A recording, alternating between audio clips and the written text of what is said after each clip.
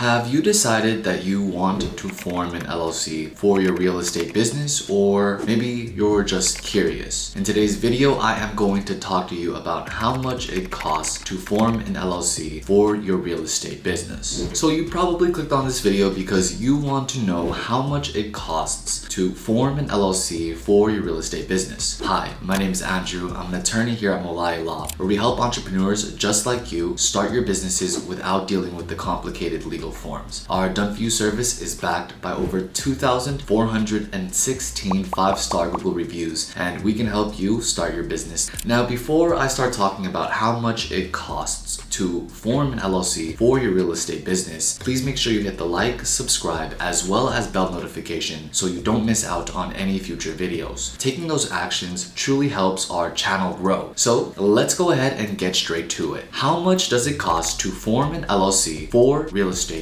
business? The answer to this question is not as simple as you may think. The first expense you are going to want to keep in mind is going to be the filing fee. Each state varies in regards to how much they charge for filing an LLC. The typical range is approximately $50 to $500. Again, this is all state dependent. In other words, it really depends on where you live or where you choose to form your LLC. Do keep in mind that individuals are able to form LLCs outside of the state that they live in. However, that is not the point of today's video. If you would like to learn about what happens when you form an LLC out of state, make sure you go ahead and watch this video here. We've created multiple videos which you can check out on our channel. Now, with that being said, that is the first fee that you're going to want to be mindful of. But it does not end there. The next step to filing an LLC would be to apply for an EIN number. EIN numbers can be applied for either through the Secretary of State website, depending on the state that you live in, through mail, or through fax. Some states do allow phone calls. And do keep in mind that if you are a non-US citizen, you are still able to apply for an EIN number. Applying for an EIN number requires you to answer a couple of questions. If you wanted additional assistance and you wanted some sort of professional or another agency to assist you with the EIN application, then that may be another additional fee. But again, it does not end there. In deciding to form an LLC for a real estate business, there are some individuals who believe that they can set it up themselves. This is quite true. However, if you're not experienced in filing and forming LLCs, then it's always best to reach out to a professional, someone who has experience in filing LLCs. The reason why I say you want to be able to reach out to a professional or someone with experience is because you do not want to try to do it yourself and then you end up making a mistake, or you end up filling out a question the incorrect way. You're doing business, everything's going fine, and then 6 months from filing that LLC, it turns out something went wrong, there was a mistake, and then from that point, instead of being able to move forward, not only do you lose time from backtracking, but there may be additional fees that you would have to pay, fees that you could have avoided if you had reached out to a professional. So what I recommend you do is you reach out to a professional that lives in your state or someone who has experience in filing LLCs. So now that we talked about the filing fees, the EIN application additional assistance fees, as well as the professional fees, now you have to ask yourself, what do you plan to do with your real estate business? Some entrepreneurs like purchasing real estate, holding on to it, and not really doing much, while other entrepreneurs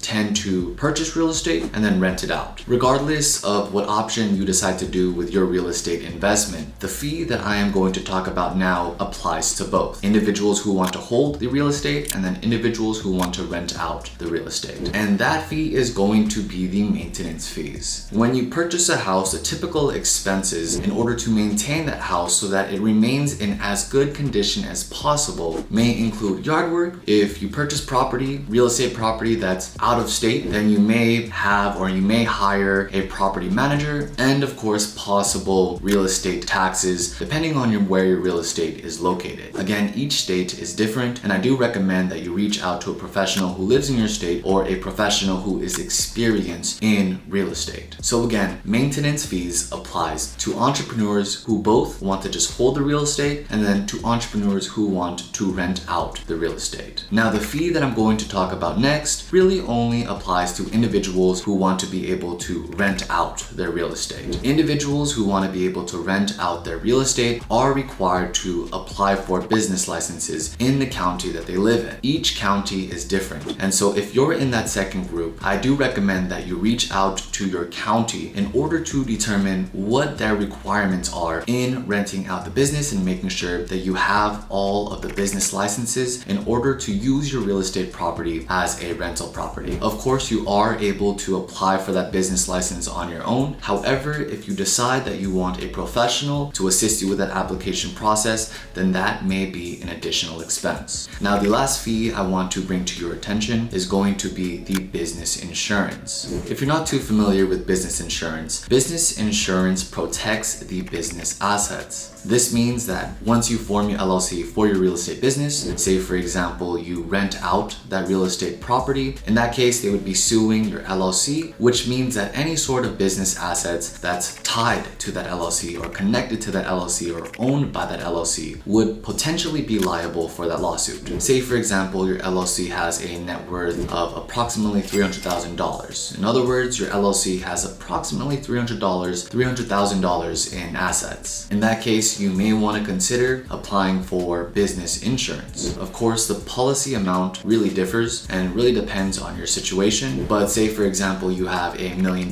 business insurance policy. In that case, say for example, the tenant brings a lawsuit in the amount of $300,000. With your $1 million business insurance policy, you will be able to cover that expense up to the $1 million insurance policy amount. And of course, with business insurance, you will have additional expenses. If you happen to enjoy this video, please make sure you hit the like, subscribe, as well as bell notification so you don't miss out on any future videos. If you would like to learn more about how much it costs to form an LLC, make sure you click the link in the description box below to book your free call with a professional who can assist you with understanding and clarifying how much it costs to form an LLC for your real estate business. If you would like to learn more about LLCs, corporations, sole proprietorships, DBAs, make sure you watch one of these videos here. It's time to invest in yourself. It's time to rise.